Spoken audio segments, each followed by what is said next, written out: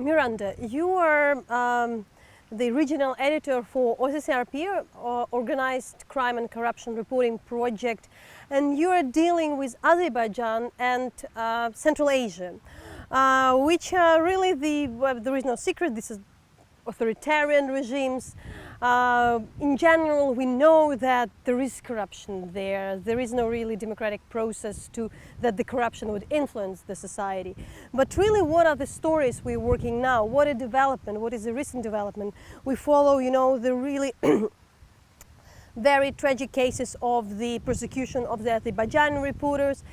We hear less about the Central Asia, though we know that people are pushed away from the region, those who are investigating. Well, in terms of Central Asia, any journalists that really did any stories that authorities didn't agree with are already, they have already left the country. And this is something that's been going on for, 5-10 years. So it's not new. I think what's happening in Azerbaijan now is a real crackdown that took place many years ago in Central Asia. These countries are operating in complete impunity. What here is, judiciary, police, independence doesn't exist there. You will be framed with, illegal drugs, or you will be just accused as a journalist for attacking a policeman, and that will take you for a month in jail. So, and then, you can be charged with corruption or with illegal work, and that could be, years-long sentences. I think what's also going on is that authorities are cracking down on access to information. So even where you had the ability to report and obtain documents, it's now becoming increasingly difficult. The media are being closed down in Azerbaijan. The most recent thing is that, for example, RFERL Azeri service is not allowed. Basically, their website is blocked. So they can't even, reach the audience inside the country. So the authorities are really working very hard to shut down any kind of independent voice or any kind of criticism of their actions. So, for instance, in particular with Azerbaijan, in case of Aliyev, there was so much evidence, international evidence, and we're speaking about a really, really big money because this is an oil-rich country. So really, what are the things we can, tell? Because it's kind of, he's corrupt.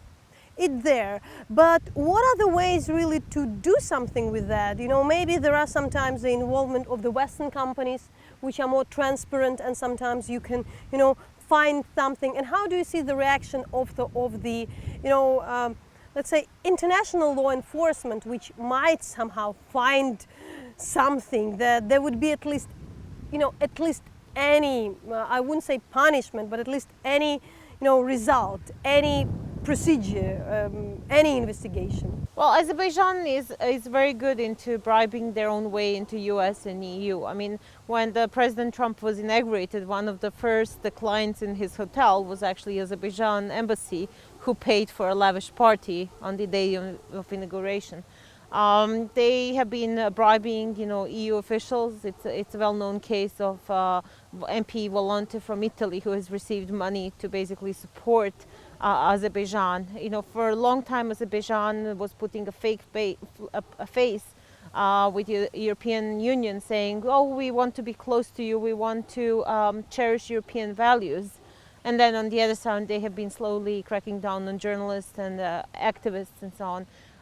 Other problem is that, yes, it is a very oil-rich country.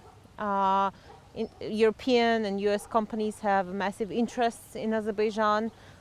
There is a lot of money to go around. And I think part of the problem is that from the European perspective, what you see is a very rich family, buying properties in London, opening exhibitions. They ran a massive foundation which has been building statues all over Europe, paying a lot of money. So what they see is, richness and influence, and they don't really care about, and they don't know about corruption and how regular people live. And is there any movement of the Western governments? Because, we are speaking about, we at Hromadske, we as a Ukrainian investigative journalists, who had to be interested in the corruption in the region because it's so connected. started to raise the issue. We are following to the commands of the foreign governments, the bank officials who say that, you know, there should be more transparency in money laundering. But do you feel there is any kind of movement, and among some of the politicians there would be some who are really eager to fight those on the European and international level? I think all the reporting about, especially the case of Khadija Ismailova, who was jailed for 7 years and released after huge international pressure, basically is opening eyes in Europe, and people are more skeptical, at least, about Azerbaijan and the first family of Azerbaijan. I think what we need to do very often in countries like Azerbaijan, Central Asia, you know, average people in our countries don't know how bad these countries are. What they see is a postcard perfect images of, you know, huge glass buildings, the richness, the wealth, but they don't see the real life of Azeri people. And I think we as a journalist, we need to speak about it and show the true picture. I think there are also consequences. I mean, we did one of the stories about the gold mine that was owned by the first family. It turned out the family couldn't sell their gold because it became publicly known that they were behind the gold mines. So they were forced to, you know, pass on that business. And I think that showed that there are consequences. And I think more reporting we do, the more effect it will have. If we speak about Central Asia, there are, because they are not so trying to reach the West, they are not so, you know, probably well known, so there is not that much international interest. But we speak about Turkmenistan, which is one of the closest countries globally, Tajikistan, Kazakhstan, Kyrgyzstan, and Uzbekistan. Yeah, there are really different things in there. But what are really the stories to follow? You know, Kyrgyzstan is semi-democracy. Tajikistan, I think things are getting worse there. What we know with the family and his, I don't know, son, who might become the president in a couple of years and currently the mayor of the capital. We had a story of the Uzbekistan, where we have Karimov as probably the dictator of the region, who passed away last year. But still, you know, so that's maybe confusing for a lot of people, but I think it's very important that these stories are becoming prominent. So would you, you know, let us know a bit in some of the stories to follow in this region? Well, I think, you know, Central Asia is actually where we can have an effect. We've done a lot of stories in the past couple of years, basically proving Western companies paying massive bribes in order to enter the markets in, you know, Uzbekistan, enter the markets in Tajikistan, because this is a big market with a lot of money to be made, and every Western company basically have their fingers on it and they want to make money. And I think the good thing about our part of the world is there is a rule of law. And if our company goes and bribes some official in Tajikistan, in Uzbekistan, the authorities here will react and will either fine the company or there might be even a prosecution. I think in case of Gulnara Karimova, which I worked on together with SVT, yeah, she's the former, yeah, she, you know, she's now in the house arrest. People who worked with her, who were laundering money for her, are all jailed in Uzbekistan. The U.S. authorities are looking to recover more than $1 billion.